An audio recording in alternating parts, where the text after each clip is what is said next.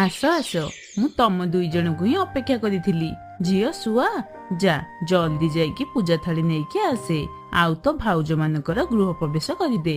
ମା, ମୁଁ କଣ ପାଇଁ କରିବି? ଏ ଅଧିକାର ତ ଟିକି ଭାଉଜଙ୍କୁ ଦେବା ଦରକାର। ହେ ଭଗବାନ, ତୁ ମୋ ମୁଣ୍ଡ ଖରାପ କରିଦବୁ। ନୂଆ ବୋହୂ ଆସିବା ମାତ୍ରେ ହିଁ ମୁଁ ଟିକି କଥା ଭୁଲି ଯାଇଛି। ବୋହୂ ଟିକି, ଯା ଜଲ୍ଦି ତ ଯା ମାନଙ୍କର ଗୃହ ପ୍ରବେଶ କରେ। ଟିକି ତାର ଦୁଇଟି ଧନୀ ଯା ମାନଙ୍କର ଗୃହ ପ୍ରବେଶ କରାଇଲା।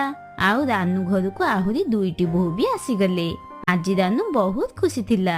ତାର ଦୁଇଟି ପୁଅଙ୍କର ବାହାଘର ହେଇଛି ସେ କାରଣରୁ ନୁହେଁ। ତା ଖୁସିର କାରଣ ହେଲା ତାର ଦୁଇଟି ଯାକ ବୋହୂ ଧନୀ ଘରୁ ଆସିଛନ୍ତି। ଆଉ ସେମାନଙ୍କ ସହିତ ସେମାନେ ବହୁତ ଦାମୀ ଦାମୀ ଆଉ ଭଲ ଯୌତୁକ ବି ଆଣିଛନ୍ତି। ଯାଅ ବୋହୂ ମାନେ, ବହୁତ ରାତି ହେଇଗଲାଣି। ଏବେ ତମେ ଦୁଇ ଜଣ ଯାଇ ନିଜ ରୁମରେ ଶୋଇପଡ। ତମେ ଠିକ କହିଲ ମା, ଏବେ ତ ବହୁତ